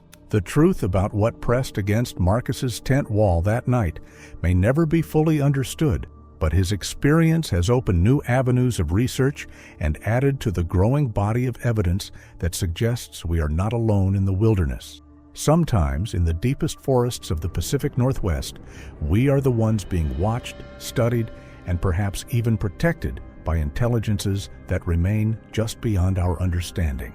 The months following Marcus's encounter brought unexpected changes to his life that extended far beyond his camping habits. His story, initially shared only with Dr. Mitchell and a small circle of researchers, began to attract attention from documentary filmmakers, podcasters, and journalists specializing in unexplained phenomena. Marcus found himself reluctantly thrust into a spotlight he had never sought, becoming a reluctant spokesperson for an experience he was still trying to fully understand. The first major media attention came from a popular paranormal podcast called Wilderness Mysteries, whose host had heard about Marcus's encounter through the Cryptozoology Research Network. The 3-hour interview, recorded in Marcus's Seattle apartment, became one of the show's most downloaded episodes. Marcus's calm, technical approach to describing his experience, treating it like a software problem to be analyzed and understood, resonated with listeners who were tired of sensationalized Bigfoot stories. The podcast's success led to more interview requests, and Marcus found himself walking a careful line between sharing his story and maintaining his privacy. His colleagues at the tech company where he worked began to take notice, though most were surprisingly supportive. The tech industry, it turned out, was full of people who spent their weekends hiking in the same wilderness areas where Marcus had his encounter. Dr. Mitchell introduced Marcus to a network of researchers who had been quietly studying similar phenomena for decades. This group, calling themselves the Pacific Northwest Primate Research Collective, included wildlife biologists, anthropologists, and even a few park rangers who had witnessed unexplained encounters during their careers. Marcus discovered that his experience, while extraordinary, was part of a larger pattern of interactions that suggested these creatures had been observing and occasionally making contact with humans for generations. The collective had been documenting what they called investigative encounters, incidents where the creatures seemed to be studying human behavior rather than simply avoiding contact. Marcus's tent investigation fit perfectly into this category, along with dozens of other reports from campers, hikers, and hunters who had experienced similar curious but non-threatening interactions. One particularly intriguing case involved a family camping near Mount Rainier, whose tent had been gently explored in almost exactly the same manner as Marcus's experience. The father, a geology professor, had remained silent about the encounter for over a decade before connecting with the research collective. His detailed notes and sketches from the incident showed remarkable similarities to Marcus's account, including the same pattern of circling behavior and gentle tactile investigation. As Marcus delved deeper into the research, he began to understand that his encounter might represent something more significant than a simple wildlife sighting. The evidence suggested that these creatures possessed not only intelligence, but also a sophisticated understanding of human behavior and technology. The fact that they could approach campsites undetected, investigate human artifacts without causing damage, and retreat without leaving obvious traces indicated a level of strategic thinking that challenged conventional assumptions about unknown primates. The psychological impact of this realization was profound. Marcus found himself questioning fundamental assumptions about intelligence, consciousness, and humanity's place in the natural world. His work in artificial intelligence took on new meaning as he considered the possibility that genuine non-human intelligence might already exist in the forests he loved to explore. His camping trips became more purposeful and scientific. Marcus began carrying additional equipment, motion-activated cameras, audio recording devices, and even environmental sensors that could detect changes in electromagnetic fields or infrasound that might indicate the presence of large animals. He developed protocols for documenting any unusual findings and shared his methods with other researchers in the collective. The scientific approach yielded surprising results. Over the course of 18 months following his original encounter, Marcus collected dozens of anomalous recordings, photographs, and environmental readings from various camping locations throughout the North Cascades. While none provided the definitive proof that would convince mainstream science, the accumulated evidence painted a picture of ongoing activity in areas where these creatures had been reported. Most intriguing were the audio recordings. Marcus's sensitive equipment captured vocalizations that didn't match any known wildlife in the region, complex calls that seemed to carry information across long distances. Analysis by acoustic experts revealed harmonic structures and frequency patterns that suggested intentional communication rather than random animal sounds. The research also revealed disturbing patterns in official incident reports. Park Service records, when examined carefully, showed clusters of unusual wildlife encounters and unexplained disturbances in areas where the collective had documented creature activity. Most of these reports had been filed away without investigation, dismissed as misidentifications or hoaxes by officials who lacked the context to understand their significance. Marcus's technical background proved invaluable in analyzing this data. He developed algorithms to identify patterns in sighting reports, correlating them with environmental factors like weather, moon phases, and seasonal changes. The results suggested that these encounters followed predictable patterns, occurring most frequently during specific times of year and under particular atmospheric conditions. The work began to consume more of Marcus's time and energy. He took extended leave from his job to focus on the research, using his savings to fund equipment purchases and travel to remote locations. His friends and family worried about his obsession, but Marcus felt driven by a sense of purpose he had never experienced in his corporate career. The breakthrough came during a solo camping trip to a remote valley in the North Cascades, nearly 2 years after his original encounter. Marcus had been monitoring the area for months, documenting unusual activity and gradually building what he believed was a comprehensive picture of creature movement patterns in the region. On the second night of his trip, Marcus was awakened by familiar sounds, the same careful footsteps he remembered from his first encounter. This time, however, he was prepared. His cameras were positioned strategically around his campsite, and he had practiced remaining motionless during simulated encounters. The creature that approached his tent that night seemed different from his first visitor. Smaller, perhaps younger, but displaying the same curious behavior. Marcus lay perfectly still as it circled his campsite, occasionally pausing to investigate his equipment. The motion-activated cameras captured remarkable footage of a bipedal figure moving with fluid grace through the forest, its proportions clearly non-human, but its behavior unmistakably intelligent. The encounter lasted nearly an hour, during which Marcus experienced the same mixture of terror and wonder that had defined his first experience. When the creature finally departed, it left behind clear evidence of its visit: footprints, disturbed vegetation, and most remarkably, what appeared to be a deliberate arrangement of stones near Marcus's tent. The stone arrangement was unlike anything Marcus had seen before. 7 rocks of varying sizes had been placed in a precise pattern that seemed too intentional to be coincidental. Dr. Mitchell and other researchers were fascinated by this development, as it suggested not only intelligence, but also a desire to communicate or leave some kind of message.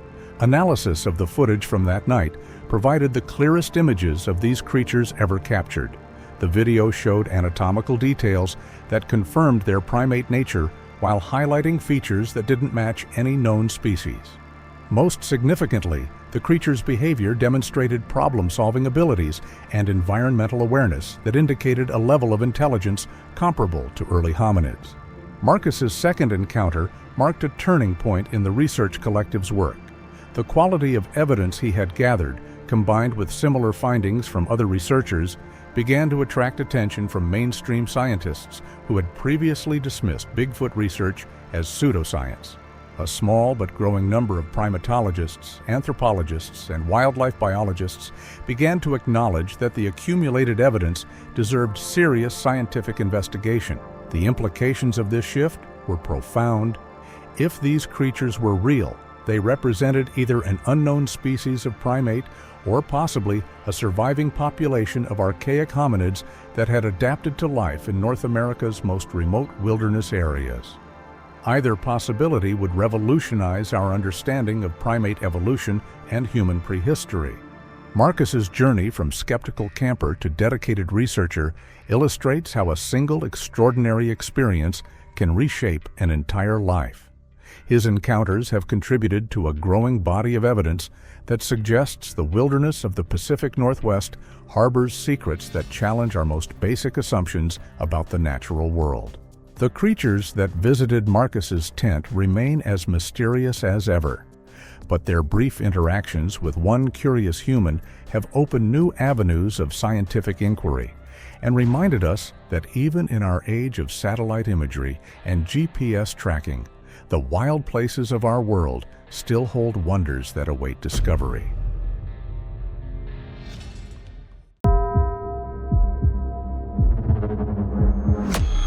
Trail conditions in Olympic National Forest made no sense from the start. Philip Rivera expected the usual scattered debris and shallow animal prints, but what he found that morning defied basic logic. Fresh patches of disturbed soil appeared along the path with no tracks leading in or out. The dirt looked churned and compressed, as if something massive had stood there moments before. Yet there were no footprints approaching or leaving the area. Just bare, disrupted earth in perfect, isolated patches. 300 feet further up the trail, Philip discovered a single deep heel impression pressed into the soft ground near a fallen log. Only the heel, nothing before it, nothing after it. The impression measured nearly 4 inches deep, indicating something extremely heavy had created it. But a heel print without a toe section, without any accompanying steps, without any logical explanation for how it could exist in isolation. The soil around it remained completely undisturbed.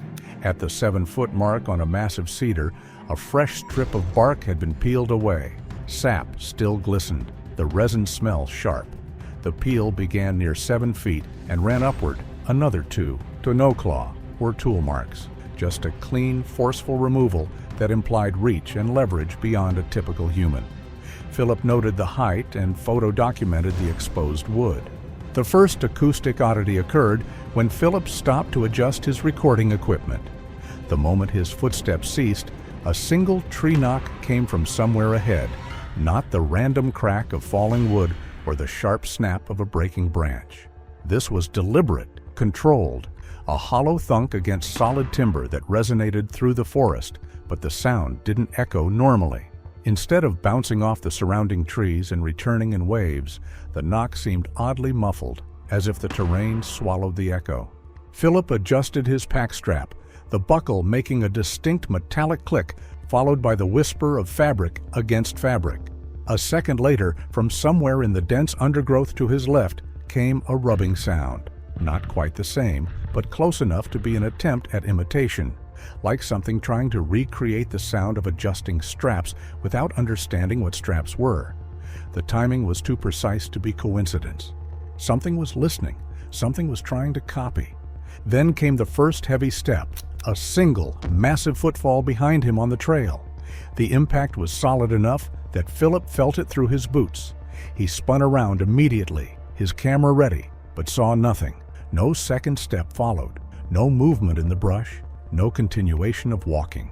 Just that one heavy, deliberate step, and then silence. This pattern would repeat throughout the morning from different angles and distances, sometimes from directly behind, sometimes from the side, occasionally from ahead on the trail. Each time just one solid footfall, then nothing. The steps varied in volume and impact, suggesting either different individuals or the same creature changing its weight distribution. Some steps were heavy enough to crack twigs audibly, others softer but still detectable through ground vibration. The forest's quiet arrived in bursts that seemed to travel ahead of him. Birds went still just before he reached certain stretches, then resumed somewhere behind.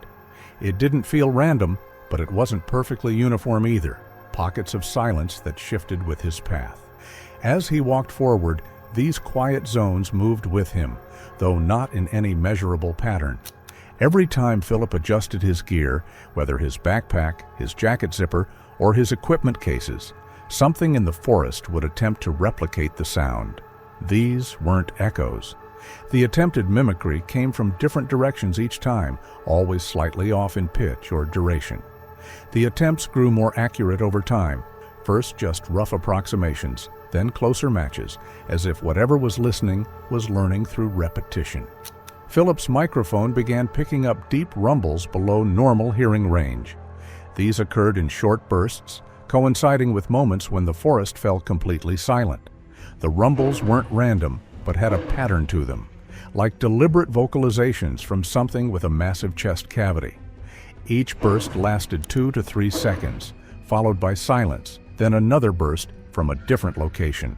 Small disturbances in the underbrush suggested more than one individual moving through the forest.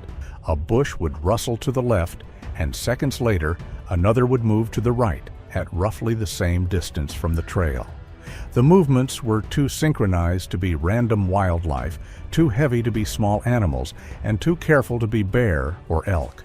Whatever was out there was maintaining specific distances from Philip, while moving parallel to his path. Philip noticed his recording equipment picking up brief heat blooms when he scanned the forest. Not clear shapes, just momentary warmth that appeared and vanished too quickly to focus on.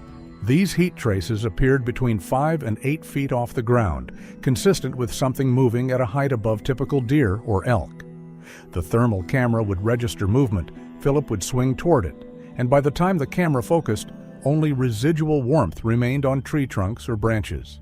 The trail climbed onto a narrow ridge where light cut sharply through the trees. The transition was abrupt, moving from dense canopy into a stretch where afternoon sun broke through in defined columns. Visibility improved dramatically, yet Philip felt more exposed rather than safer. The ridge was barely 8 feet wide in places, with steep slopes dropping away on both sides into thick undergrowth.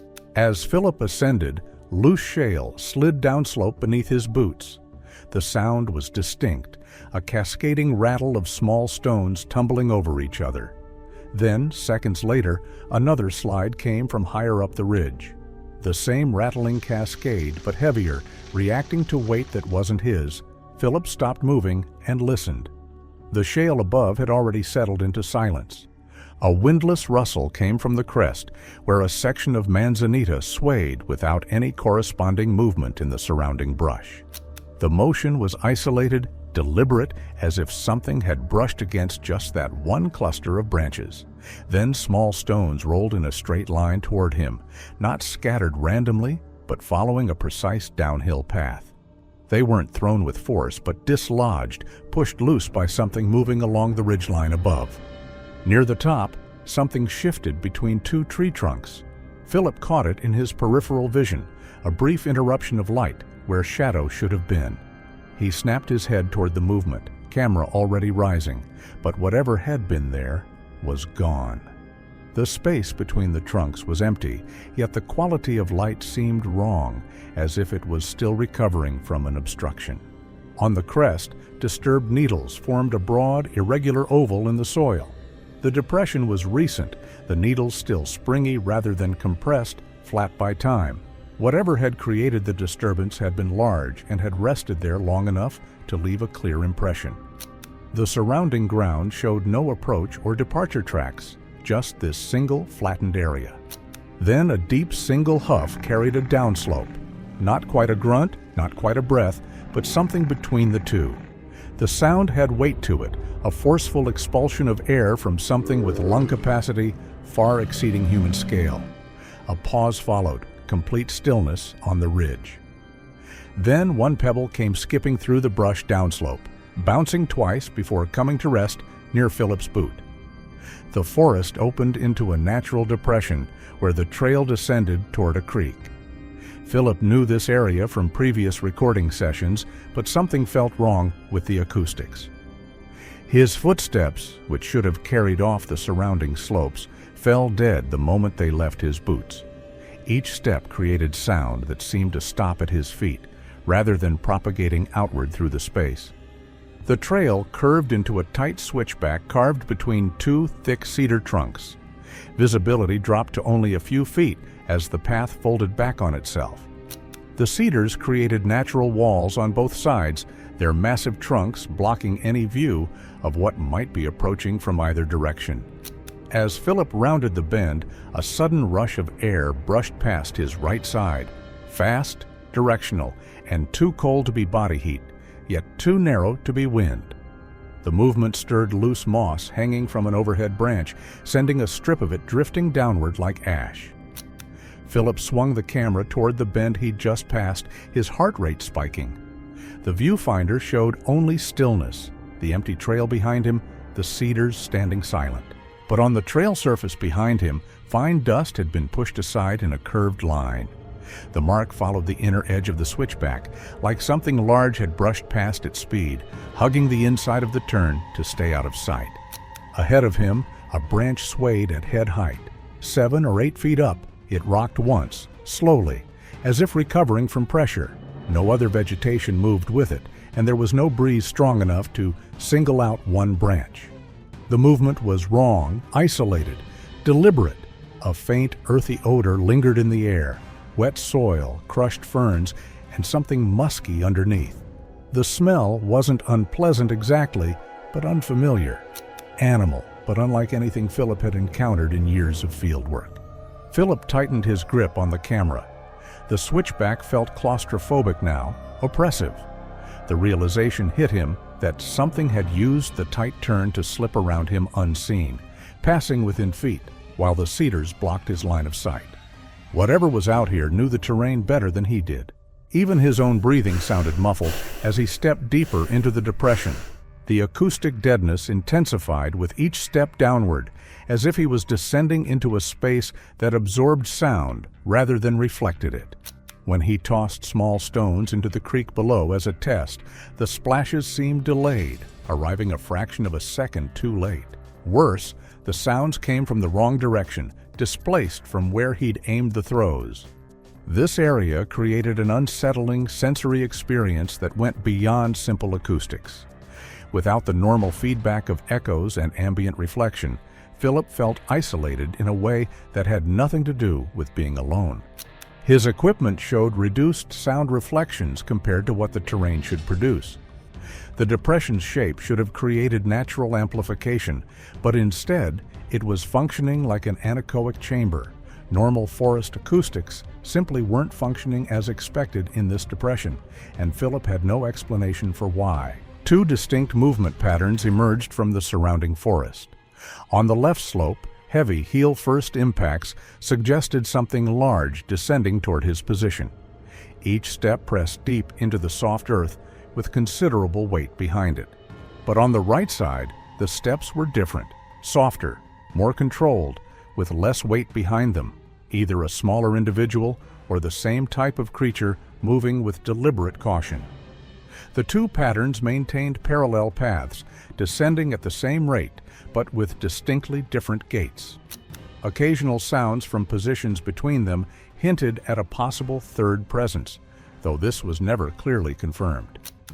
Philip muttered to himself while checking his equipment settings, a habit from years of solo recording. The words held on escaped under his breath, barely audible. But from the left slope came a response that made him freeze. The same words, or an attempt at them, repeated back in a voice that wasn't right. The syllables came out broken and wet-sounding, labored like something forcing air through a throat, not designed for human speech. The consonants were missing or wrong, the vowels stretched in unnatural ways. The attempted mimicry triggered a series of whistle-like signals from positions around the draw, too deep and smooth to be bird calls, produced by something with a large mouth cavity shaping the sound deliberately. The two-tone whistles seemed to carry meaning, one call from upslope, another in response across the creek, each followed by coordinated movement. As Philip moved deeper into the forest, the whistles shifted in tone and duration. Longer calls preceded position changes, while shorter, sharper ones followed stone throws. Patterns that suggested not random noise, but an organized communication system between multiple unseen individuals. Philip discovered a fresh branch arch near the creek's edge. A living branch from a young alder had been bent down and woven with another branch to create a deliberate arch shape. The bark was torn where the bending had stressed the wood beyond its natural flexibility. This wasn't wind damage or random forest debris. Someone or something had created this structure recently, positioning it to face directly along the trail Philip was walking. The thermal imaging equipment registered a significant heat signature. A large heat mass rose from behind a fallen log, stood at what appeared to be 7 or 8 feet in height based on nearby trees, then dropped back down quickly. No clear body outline appeared, just a pillar of heat against the cooler forest background. The heat signature suggested something considerably larger than a human. A second heat signature appeared briefly about 20 feet away, confirming at least 2 individuals. The microphone picked up dense, low compressions of air, brief pressure shifts that moved through the ground as much as the atmosphere. During one particularly strong pulse, Philip reported feeling a strange pressure in his chest. These pulses often preceded coordinated movement from multiple directions. Branch breaks began appearing at unusual heights throughout this section of forest. Fresh breaks on branches 8 to 9 feet off the ground, with the broken ends pointing downward as if pulled from above. The sap was still wet on all of them, meaning they'd been broken within the past hour. No climbing marks appeared on the tree trunks, and the breaks were too high for a human to reach without equipment. The stone throwing began as Philip climbed out of the echo-dead draw. The first few splashed into the creek with enough force to send water spraying up through the ferns. These weren't randomly falling rocks. Each stone followed a deliberate trajectory that required considerable strength to achieve the distance and accuracy displayed. The throws came from elevated positions on both sides of the trail, creating a crossfire pattern that left no doubt about their intentional nature. The pattern evolved quickly and revealed disturbing sophistication. Stones would land behind Philip while heavy steps approached from the front. When he stopped moving, the stones stopped. When he started again, they resumed, always maintaining a specific distance that seemed calculated to intimidate without actually striking him. The timing between the stone throws and the footsteps suggested coordination between at least 2 individuals working together with clear intent. When Philip threw stones back into the forest, the responses showed clear intent. When Philip threw stones back into the forest, the responses showed clear intent. Each variation, one stone, several, left or right, was met with a corresponding change in return pattern. The volleys followed a deliberate rhythm that seemed to test his reactions, mimicking his behavior with unnerving precision. It felt less like random aggression and more like structured interaction, communication through imitation, deliberate and intelligent. Philip's attempts at wood knocking to establish communication were met with responses that grew more complex. His simple double knock pattern was returned as a triple knock. When he tried 3 knocks, the response came as 3 knocks from one direction followed immediately by 3 from another position. The knocks weren't just mimicry anymore, but seemed to be an exchange, though the pattern and meaning remained unclear. Philip tried varying his approach, testing different rhythms and patterns.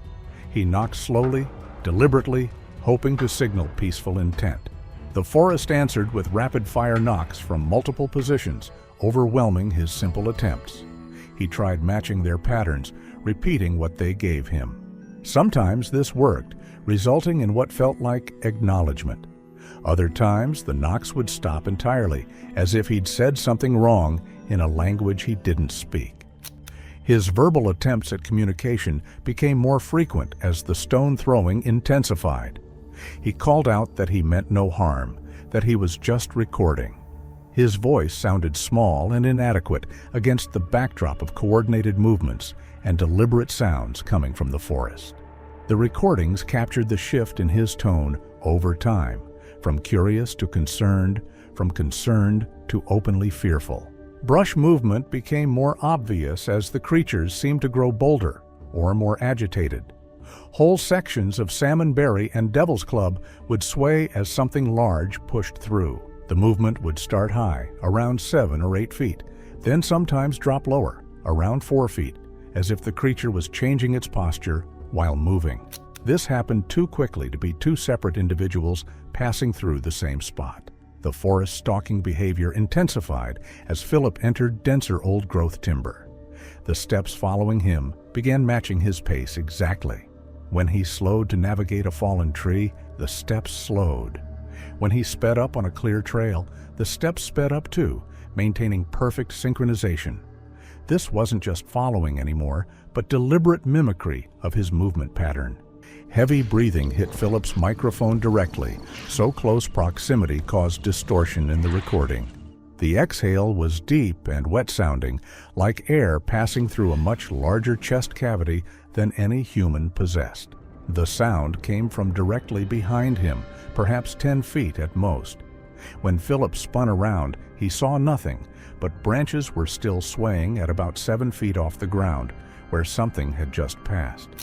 Philip spoke clearly, trying to establish peaceful intent. He said, "Okay," slowly. The response came from 2 directions almost simultaneously. One deep and resonant, one slightly higher pitched. Not 2 separate attempts, but 2 voices trying to speak together, neither quite getting the word right, but both making the attempt at the same moment. The movement patterns in the brush became more aggressive. Vegetation would shove sideways in abrupt bursts, the brush shifting as something large moved through with little concern for concealment. One sequence showed branches breaking at 8 feet, then immediately after at 4 feet in the same area, too fast for it to be 2 individuals. Philip reached the creek crossing where the trail forded a shallow section. As he entered the water, a massive splash erupted upstream, far too large for any native wildlife. The splash pattern suggested something of considerable mass entering the water deliberately. Seconds later, another splash occurred downstream from Philip's position. Something had entered the water from 2 directions. The realization hit Philip immediately. He was being boxed in. The creek ran perpendicular to the trail, and now he had something upstream blocking one direction and something downstream blocking the other. The only way out was forward, across the creek and up the far bank. His breathing picked up noticeably in the recording. The sounds at the water crossing became more intense. Deep, guttural vocalizations that weren't quite growls, but weren't attempts at human speech either. These sounds reverberated off the water and rocks, creating an acoustic environment that made it hard to pinpoint their exact source. The vocalizations came in short bursts, almost conversational in their back-and-forth pattern between upstream and downstream positions. They were talking about him, about what to do with him. The thought was unavoidable. Philip's thermal camera showed multiple large heat signatures converging on the creek crossing. At least 2, possibly 3 distinct heat sources approached his position from different angles. The heat signatures suggested masses far larger than human, moving with purpose toward his location. One signature stood briefly at what the nearby tree suggested was over 7 feet tall before dropping back into the vegetation. Philip swept the thermal camera in an arc, trying to get a clear read on how many were present and where exactly they were positioned. The screen lit up with brief blooms of heat that appeared and vanished too quickly to count accurately. Something upstream, something downstream, movement on the far bank. Possibly something behind him on the trail he'd just descended. The thermal readings were overwhelming, suggesting he was surrounded. The water itself became part of the convergence. Philip could hear heavy movement through the creek, the sound of water being displaced by something wading through it. Not the light splash of deer crossing, but the deep, forceful sound of something massive moving through current. The sounds came from both directions, upstream and down, growing closer. A large branch landed in the creek near Philip with considerable force. Not thrown randomly, but placed deliberately, landing upright in the gravel and standing there. The branch was about 6 feet long and showed fresh breaks where smaller branches had been removed. While not modified into a tool exactly, it had been selected and cleaned of impediments before being thrown. The placement was too close for comfort, splashing water onto Philip's boots. Philip's voice cracked as he tried to speak, tried to communicate one more time. The words came out unsteady, borderline desperate. He was asking them to back off, to give him space, using tone more than words to convey his fear and his plea for de-escalation. The whistles and wood knocks increased in frequency and intensity, creating an almost overwhelming cacophony of communication sounds. Knocks from 3 different positions, whistles overlapping, and those deep vocalizations all combined into what felt like an urgent discussion about Philip's presence. The pattern suggested agitation or excitement among the creatures. The communication was frantic now, rapid exchanges that built on each other in ways that suggested argument or debate. 3 slow knocks came from upstream, each one roughly 2 seconds apart. Then, after a pause, a single fast knock from downstream. The rhythm differed from the earlier knock exchanges. More deliberate, more structured. The pattern repeated from different positions, maintaining the same timing. Philip's equipment recorded at least 3 different sources, producing this pattern from different directions. A heavy step impacted the ground very close to Philip's position, close enough that his microphone picked up the ground vibration clearly. The step was accompanied by what sounded like a deliberate exhale, almost a sigh, deep and resonant. Philip announced he was leaving, that he wouldn't make any more calls, his voice carrying clear fear. Philip said as he turned to leave the creek area. A garbled version came back so quickly it nearly overlapped, an extremely fast reaction rather than an echo. The timing was uncanny, quick enough to feel like more than simple reflection, as if the creature reacted the instant it heard him speak. Philip's last recorded movement showed him climbing up from the creek crossing, his breathing labored from exertion and stress. The rustling of his equipment and the splash of his boots leaving the water created a chaotic audio environment. Then came the sounds of his fall, dirt sliding, gear impacting rock, the parabolic dish scraping against something hard, a grunt of pain or surprise from Philip. Then, most unsettling, something large exhaled very close to the microphone. Close enough that moisture from the breath created a brief muffled effect in the recording. The exhale was followed by movement sounds, something large shifting position near the fallen equipment. Not aggressive sounds, but investigative, as if examining what had fallen. The forest collapsed into total silence. Not the periodic silence from earlier, but complete cessation of all ambient sound. No birds, no insects, no wind, nothing except a faint, rhythmic breathing pattern that continued for 9 seconds. The breathing was deep and controlled, with a slight wheeze on each exhale, suggesting a massive chest cavity. Then 2 slow, deliberate steps, each one creating a subtle thump in the audio as something heavy moved near the recorder. Philip's final vocalization was cut short. He began to say something, the beginning of a word starting with N sound based on the recording, but the sound stopped abruptly. No fade out, no completion, just an immediate cessation.